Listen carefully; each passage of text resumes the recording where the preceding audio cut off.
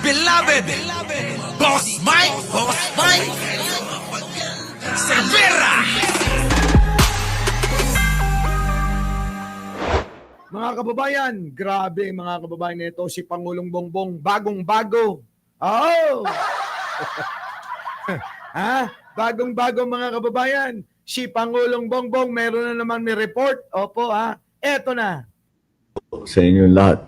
Muli po ako magre-report sa inyo tungkol sa mga iba't ibang development doon sa mga flood control project na kaso at para malaman po ng ating minamahal na taong bayan kung ano na ang naging progreso. Ito na po sa mga individual na may warrant of arrest sa Sandigan Bayan kaugnay sa mga flood control anomalya ang nasa kustodya na ng ating mga otoridad.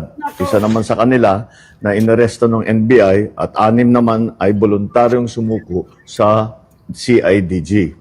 Meron din 2 akusado po na nagpahayag na ng intensyon na sumuko at susundin na ang PNP CIDG. Yung isa pong nahuli ng NBI ay natagpuan doon hindi sa kanyang sariling tirahan. Kaya't mananagot din yung mga nagtatago sa kanila. At kaya't sinasabi natin yung mga may balak na tulungan itong mga ito ay ang pinakamalaking tulong na ibigay ninyo sa kanila ay mag-surrender na sila. At para makasagot na sila dito sa mga aligasyon na hinaharap nila. Wala pong mga special treatment itong mga ito. Mananatili sila sa kustodya ng NBI habang inaantay ang utos ng korte. Muli, sa 3 warrant at 16 na pangalan, 7 na ang hawak ng ating otoridad. 2 susuko na. 7 ang mananatiling at large at kasama na dyan si Saldico. Sa lahat Special mention. ng natitirang akusado, ang aking payo sa inyo ay sumuko. Akala ko ang aking pinsan na eh. Pabitin si Pangulo, no? Akala ko, sasabihin niya, ang aking pinsan na yung kasunod. Sige tuloy. Na kayo, huwag nyo nang antayin na habul-habulin pa kayo. Mas maganda para sa sitwasyon ninyo na sumuko na kayo para maganda ang inyong pagsagot sa mga aligasyon na dinala kontra sa inyo. Sa mga nagtatangkang tumulong sa pagtatago, tandaan ninyo na kahit papaano, mananagot din kayo kung kayo ay nagtatago ng isang fugitive from justice. Tuloy-tuloy po ito. Hindi kami titigil, hindi kami hihinto. Magandang araw. Kininayo ko ng manong. Ito na. Seryoso si Pangulong Bongbong, ano? Mga kababayan. Halos maya't maya na nagre-report sa taong bayan. Kung ano na yung update sa kanyang naumpisa na paglaban sa mga magnanakaw at buhaya at kawatan at kamukha ni Saldico at ni mga kababayan ko. Di ba? Sino yung at ni bahala na kayo kung sino. Di ba? Yan po mga kababayan ko eh. Etong si Pangulong Bongbong ay seryoso. Siya nag-umpisa nito, eka nga, siya rin daw ang magtatapos. Kaya wag na kayong e-epal-epal. Alam nyo mga kababayan, sabi nga ng marami, sa panahon ngayon ni Manong Bongbong, meron talagang resulta. Yung kanyang sinasabi. Hindi tulad ni Digong, puro lang salita, walang nangyayari. At kung papansinin nyo, itong mga makakaliwang grupo na ito, itong mga grupo at alagad ng kulto ni Digong, mga kababayan ko, kita nyo maganda lang ginagawa ng gobyerno. Wala pa rin silang masabi, wala pa rin mapuri yung mga, kininada amin kay. Diba? Diba? May napupuri pa ba? Ayun pa rin sila. Bangag kayang bangag. Kaya kailangan mag-resign na. Nandoon pa rin sila. Hindi pa rin sila makamove on doon sa kanilang panawagan na yun. Kahit napakarami nang nagsalita, sinalpakan mo na ng ebidensya. Wala pa rin. hindi pa rin tatanggapin ng mga mangmang na yan. Yang mga kulto, oo, ni Digunyo, mga kababayan ko, hindi tatanggap yan ng maganda. Oo. Na papabor kay Pangulo. Wala ho kayong maano dyan. Wala. Oo. Hindi magmo-move on yan. Aabutin pa ho ng kanilang huling hininga yan. Diba? Yun at yun pa rin. Pero, teka muna. Si Panelo, bumaliktad na. Kaya kayo, nako, mag-isip-isip na kayo. Eto, mga kababayan ko. Balikan natin to, si Manong Bongbong, ha. Ito na. Manong. Magandang araw po sa inyong lahat. Magandang araw din po, Manong Bongbong. Mahal ka ng sambayan ng Pilipino. Huwag kang mag-alala. Oo, mahal na mahal ka ng mga nandito. 10 ng aking mga members at mga moderators. At ng mga masugid nating mga manonood at mga bisita. Opo, lahat po sila rito. Diba? Muli po ako magre-report sa inyo tungkol sa mga iba't ibang development doon sa mga flood control project na kaso at para malaman po ng ating minamahal na taong bayan kung ano na ang naging progreso. Yan, ito na ho yung progreso. Babalita na ho ni Pangulo. Isa-isayin natin. Na po sa mga individual na may warrant of arrest sa Sandigan Bayan kaugnay sa mga flood control anomalya. Nako, sa Sandigan Bayan, mga kababayan, idinimanda itong mga ito, ha? Oh, sino-sino yan, Manong Bongbong? Ang nasa kustodya na ng ating mga otoridad. Ay. Isa naman sa kanila na inaresto ng NBI at 7 na raw po. 7 na po ang nalalambat ni Manong Bongbong, ha? 7 na hong buwayang kawatan sa gobyerno ang nalambat na ni Manong Bongbong. Tandaan nyo, siya nag-umpisa, siya ang tatapos. Oh. 6 naman ay voluntaryong sumuko sa CIDG. Dapat ganon. Kayo na mismo lumapit. Oh, kita nyo? Si Manong Bongbong, mga kababayan, ha? Hindi kailangan manakot. Hindi kailangan magmura. Hindi kailangan magbanta. Nasasabihan na, oh, ina nyo. Di ba? Bantay kayo. Oh, kinunay. Ganun no? Sidigong, ganun mura ng mura yung hayop na yun tinatakot ho yung mga tao. Di ba? Sasabihin, papatayin ko kayo, ganun. Diba? Laging ganun yung bunganga nun. Magmumura. Papatayin ko kayo. Laging ganun. Di ba? Kaya ayun, mga kababayan, nagtatago lalo. Siya kakamura niya, kakabanta niya, walang nahuli kahit isa. Wala. Ito, si Pangulo kakaiba. Tahimik na nagsasalita, nag-iisip, at nakikiusap. Sa mga tao na sangkot dito, hindi kayo magtatagumpay kasi huling Christmas nyo na to. Hindi magiging masaya yung Pasko nyo. Ganon. Ayan kita nyo?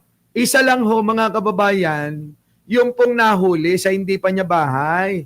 Kaya sabi ni Pangulo, kayong mga tumutulong na nagtatago sa mga puganting ito, sa mga pinaghahanap ng alagad ng batas, kakasuhan ko kayo. Sabi Kaya yung mga tumutulong dyan, nako, tigil-tigilan nyo na yan. Baka madamay pa kayo. Kapag ka iniwan na sa inyo, yung mga ninakaw nila, layo na kayo. Diba? Kung iniwan naman na sa kanila yung mga ninakaw nilang siyandamakmak na pera, tulad ni Saldico, diba? Siyandamakmak ang kwarta. Kapag iniwanan ka na ng 100 maleta, okay na yun. Diba? Okay na yun. Yun. Diba? Meron din 2 akusado po na nagpahayag na ng intensyon na sumuko at susundin na ang PNP CIDG. Nako, kita nyo?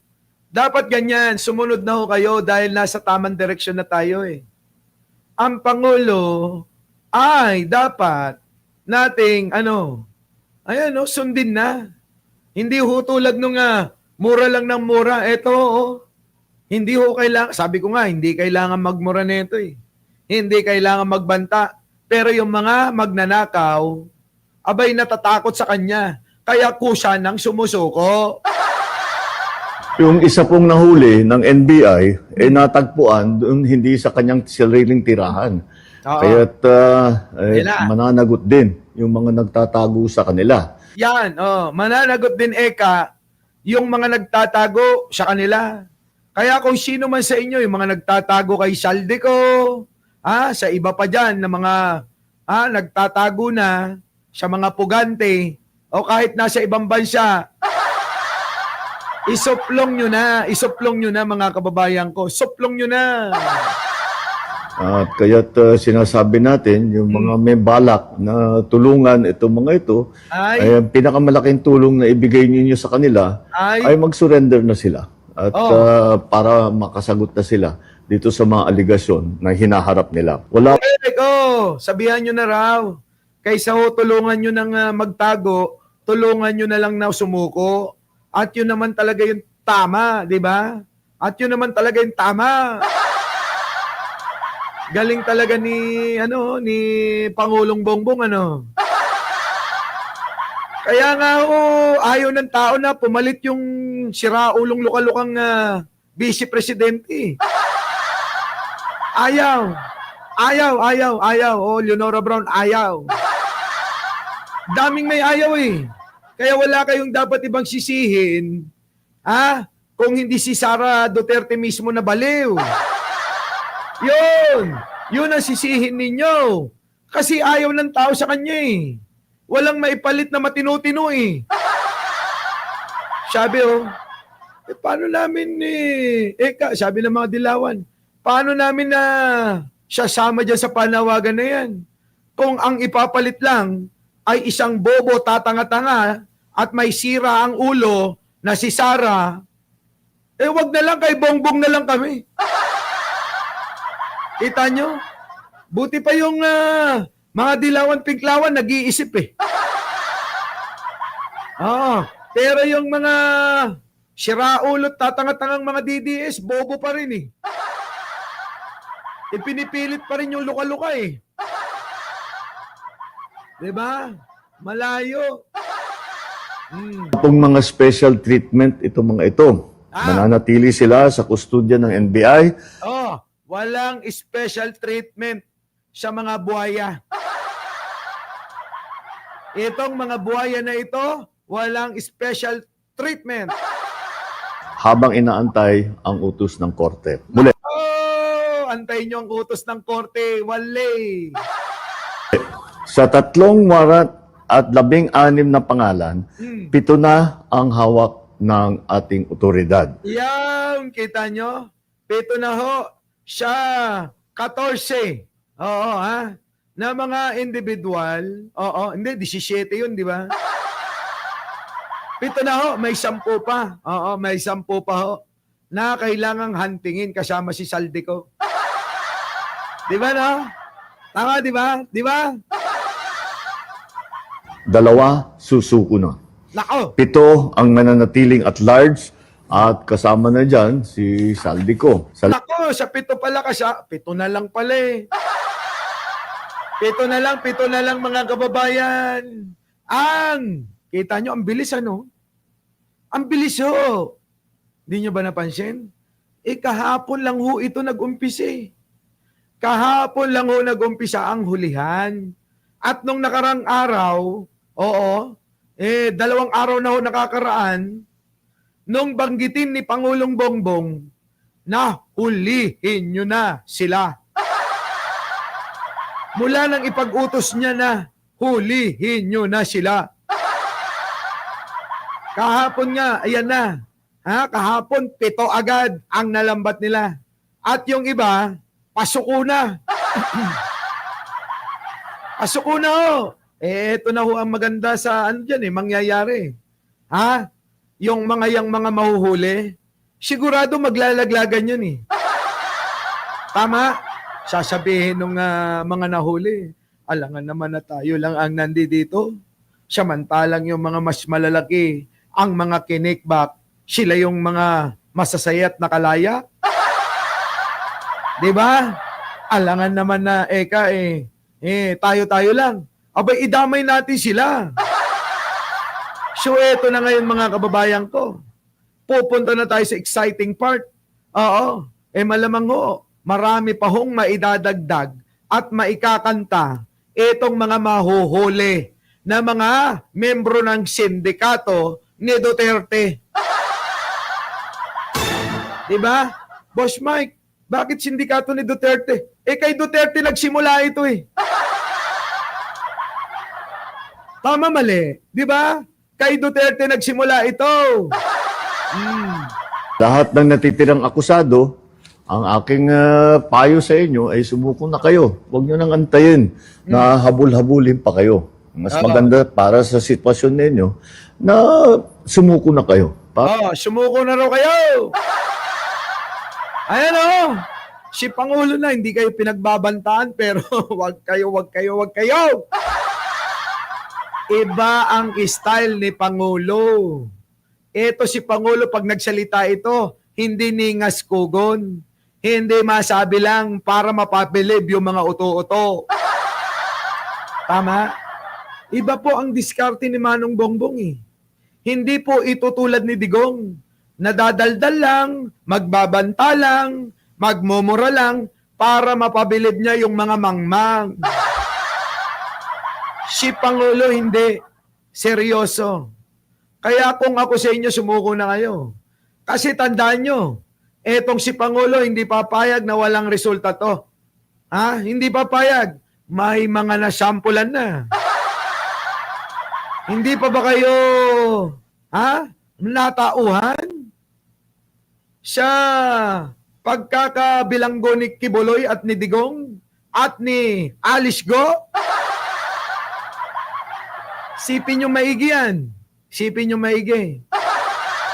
Para maganda ang inyong pagsagot sa mga aligasyon na dinala kontra sa inyo. Sa mga nagtatangkang tumulong sa pagtatago, tandaan ninyo na kahit papaano, mananagot din kayo kung kayo ay nagtatago ng isang fugitive from justice. Kita nyo, sa mga nagtatago daw ng mga takas, ng mga umiskapo, tulad ni Roque at tulad ni Saldico, na mga takas sa batas. Sa madaling salita'y pugante. Pumuga, pugante. Ay, kayong mga nagtatago dyan, maghunos dili kayo. Mag-isip-isip kayo. Kung tama ba yung ginagawa ninyo? Kung kayo, nabalatuan na ng kahit na may isang maleta na pera ni Lasaldico, okay na yon, turo nyo na. Tuloy-tuloy po ito. Hindi kami titigil, hindi kami hihinto. Kita nyo? Tuloy-tuloy si Manong Bongbong. Hindi titigil, hindi hihinto. Lagot. Our beloved Boss Mike Cervera.